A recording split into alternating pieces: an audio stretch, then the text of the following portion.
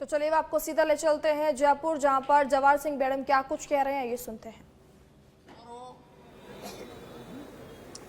एवं Rajasthan high court bench Jaipur के 50वें स्थापना दिवस के अवसर पर मुख्य अतिथि के रूप में पधारे राजस्थान के विकास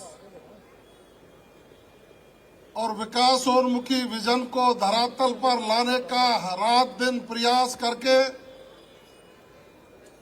प्रत्येक राजस्थान वासी के प्रति जवाबदेह होकर विकसित राजस्थान के संकल्प को पूरा करने के लिए इस राजस्थान की सरकार के सभी साथियों को निर्देशित कर रात दिन मेहनत करने का जो एक संकल्प है, उसके मुखिया और हमारे सबके आदर्श आदरणीय भजनलाल शर्मा साहब का हृदय की गहराइयों से स्वागत करते हैं, अभिनंदन। यहाँ के कार्यवाहक मुख्य न्यायाधीश महोदय और जिन्होंने अभी शपथ ली, मैं तो समझ रहा था वो ब्रज भाषा में बोलेंगे,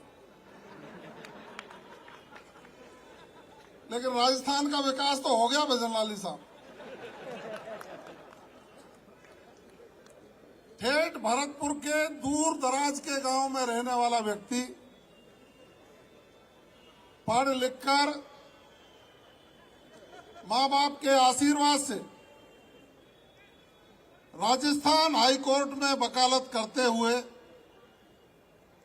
आज 50वीं वर्षगांठ पर राजस्थान हाईकोर्ट बार एसोसिएशन के अध्यक्ष के पद की जिन्होंने शपथ ली है, मेरे अजीज मित्र आदरणीय राजीव जी सोगरवाल साहब, हमारे एजी साहब भुवनेश जी,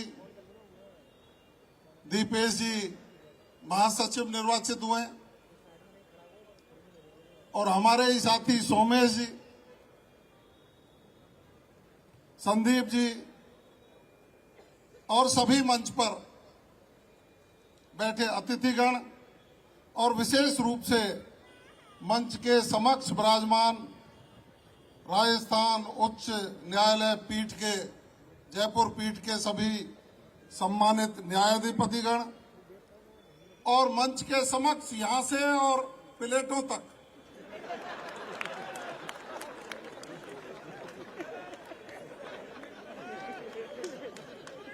भाई सुन रहे हो ना सब, खड़े हमारे विद्वान अधिवक्ता बंधुओं, मैं नवनिर्वाचित बार एसोसिएशन के सभी पदाधिकारियों को बधाई और शुभकामनाओं के साथ इस 50वीं वर्षगांठ पर आप सभी को मेरी ओर से बहुत बहुत बधाई और शुभकामनाएं। माननीय मुख्यमंत्री जी को आपको सुनना है, लेकिन मैं तो इतना ही आग्रह करना चाहूंगा। अभी मंच पर चर्चा चल रही थी, पहले भी मैं सुना करता था कि बार काउंसिल में वकील बंधुओं के जो कल्याण का कोष होता है, उसके कई बार हमारे वरिष्ठ अधिवक्ताओं ने सरकारों से आग्रह किया होगा। भुवनेश जी आपने याद भी दिला दिया, लेकिन मैं इस मंच से बधाई देना चाहूंगा प्रदेश के मुख्यमंत्री जी को कि पहली बार राजस्थान सरकार के किसी मुखिया ने 7.5 करोड़ रुपया एडवोकेट वेलफेयर फंड में देकर के इन वकील बंधुओं की चिंता करने का काम किया। उसके लिए आपका आभार भी व्यक्त करूं। आभार मैं इसलिए व्यक्त कर रहा हूं माननीय मुख्यमंत्री जी, आपकी मंत्रिपरिषद का सदस्य भी हूं और मैं राजस्थान हाईकोर्ट बार एसोसिएशन का एक मतदाता भी, लेकिन वोट डालने में इसलिए नहीं आया, सरकार में भागीदारी थी। मेरी वोट के बिना राजीव जी अध्यक्ष बने। अब ये सकारात्मक सोच को प्रतिपादित करते हुए राजस्थान के प्रत्येक व्यक्ति की चिंता करने का ये वानगी कि आखिर आप हर व्यक्ति की चिंता करते हैं, लेकिन चूंकि हम